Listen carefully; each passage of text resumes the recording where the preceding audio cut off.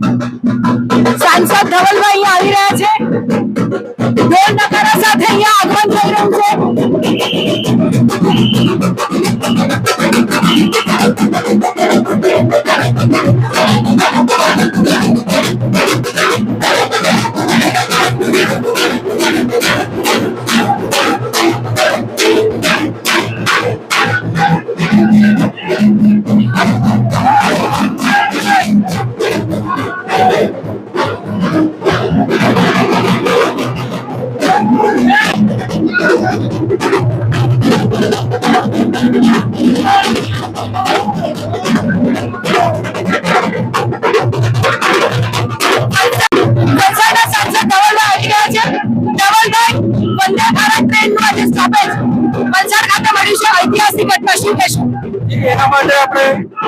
प्रधानमंत्री नरेंद्र मोदी साहेब, देश रेल मंत्री अश्विनी वैष्णवजी खूब खूब धन्यवाद आपवा मांगु छुं।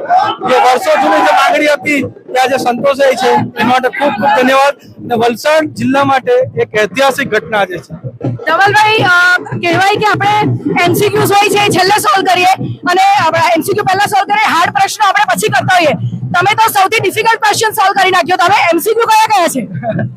ખાસ કરીને ડિફિકલ્ટ પ્રશ્નો સોલ્વ કરો, પણ સૌથી મહત્વ આપણા જે અપડાઉન કરતા લોકોની ટ્રેન છે જે કોરોના સમય પર બંધ થઈ ગઈ હતી, એના માટે વિશેષ ધ્યાન અમે આપવાના છે અને જલ્દીથી જલ્દી આપણા અપડાઉન કરતા લોકોને આપણે કઈ રીતના એનું સોલ્યુશન આપી શકીએ એના માટે કામ કરવાના છે અને બાકી ટ્રેનો માટે જલ્દીથી જલ્દી આપણે કામ કરશું।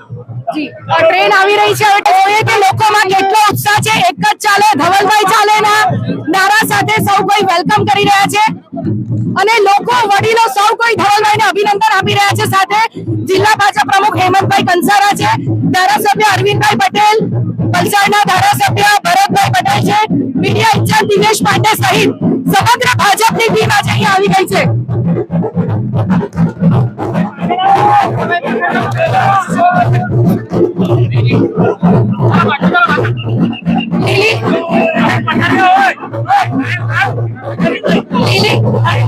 લીલી ઝંડી આપવા માટેની શરૂઆત જિલ્લા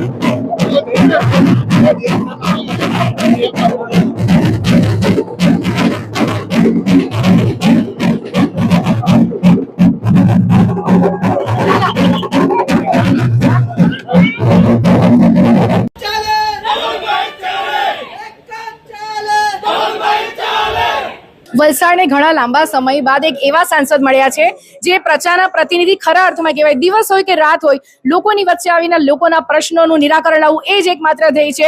એવા ધવલભાઈ પટેલ સાથે વાત કરીશું અત્યારે વલસાડ ખાતે જ્યારે ઐતિહાસિક વંદે ભારત ટ્રેનનું સ્ટોપેજ મળ્યું છે. ધવલભાઈ, તમારા વક્તવ્યમાં પણ તમે કીધું કે અઘરા પ્રશ્નો આપણે છેલ્લે સોલ્વ કરતા હોય અને એમસીક્યુ પહેલા કરતા હોય. તમે તો વૈકલ્પિક પ્રશ્નો એટલે કે એમસીક્યુ છે એને રવા દીધા અને અઘરો પ્રશ્ન તમે લીધો.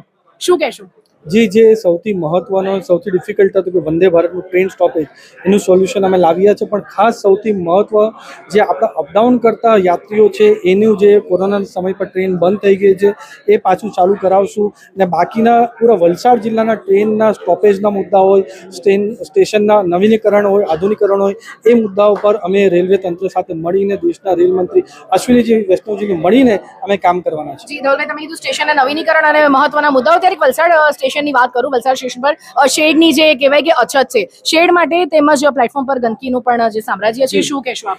જી, એના માટે તમે જો ખાસ જોયો છે કે મેં સ્પીચના અંદર પણ ડીઆરએમ સાહેબને વિનંતી કરી છે કે જે પ્લેટફોર્મમાં 3ની ઉપર શેડનો અભાવ છે એ જલ્દીથી જલ્દી આપણે શેડનું પ્રાવધાન કરે. એના માટે દેશના રેલ મંત્રી અશ્વિની વૈષ્ણવજી હોય, ડીઆરએમ પાછું રજૂઆત કરીને જલ્દીથી જલ્દી આ પ્રોબ્લેમ સોલ્વ થાય એના માટે પૂરો પ્રયાસ. જી ધવલભાઈ, અત્યાર સુધી તમે જેટલું કીધું છે તમે કરી બતાવ્યું છે અને તમે કીધું કે તમામ રેલવેને લગતા પ્રશ્નો જે વલસાડની આજુબાજુની જનતાને લગતા હોય છે, ત્યારે એક મહત્વનો પ્રશ્ન જ્યારે લોકોએ પણ કીધું કે દિશાબેન આજે ધવલભાઈને મળનાર છો તમે, ત્યારે એક પ્રશ્ન ખાલી અમારા વતી પૂછજો કે ઉડીપી રેસ્ટોરન્ટની સામેવાળો જે રસ્તો છે એ માટે તમે શું કહેશો? જી, જે આજે એનું પણ તમે જેમ જોયું છે, મેં ડીઆરએમમાં સ્ટેજના ઉપરથી કીધું છે કે આપણા વલસાડના લોકોને એના લીધે બહુ તકલીફ પડે છે.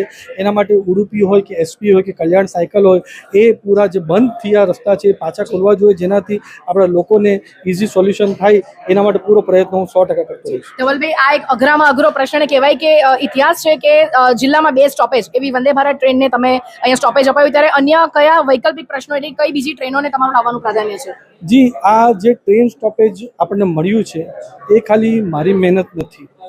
આ અમારા ધારાસભ્ય શ્રી ચાહે ભરતભાઈ હોય, જીતુભાઈ હોય, અરવિંદભાઈ હોય, અમારા કનુભાઈ હોય, રમણભાઈ હોય, આપણે બધા સાથે મળીને અનેકવાર અલગ અલગ લોકોએ રજૂઆત કરી છે. અમારા જિલ્લા સંગઠને પણ સપોર્ટ આપ્યો છે. એક ટીમ તરીકે કામ કર્યું છે, ત્યારે આપણને ટ્રેનના સ્ટોપેજ મળ્યા છે. આના સિવાય પણ આપણે શતાબ્દીની પણ માંગ કરીએ છીએ, મેમો ટ્રેન પણ વધારે ચાલે, ખાસ કરીને ઉમરગામના માટે અને બીજા ટ્રેનના સ્ટોપેજ માટે, એના માટે પૂરું પ્રાધાન્ય આપે. ખૂબ જ સુંદર તમે ભેટ આપી. ઔદ્યોગિક જિલ્લો છે આપણો વલસાડ અને અમારા માધ્યમ દ્વારા, દિશા ન્યૂઝના માધ્યમ દ્વારા દર્શકોને શું સંદેશો આપશો? જી, અમારા દિશા ચેનલના માધ્યમથી હું એક જ સંદેશ આપવા માંગુ છું કે અમારી ભારતીય જનતા પાર્ટીની ડબલ એન્જિનની સરકાર સાથે મળીને અમે સારામાં સારું કામ, વિકાસનું કામ આપણે વલસાડ જિલ્લાને કરશું અને વલસાડની ઉત્તર પ્રગતિ કરશું. જી, તો આ હતા ધવલભાઈ, જેમણે કીધું ડબલ એન્જિનની જે સરકાર છે એમના જે વિકાસના કામો છે, વિકાસના કામોને હજી વધુ વેગ મળશે. ત્યારે આવનારા દિવસોમાં વિકાસના કાર્યોની આપણે રાહ જોઈશું. દિશા ન્યૂઝ, વલસાડ.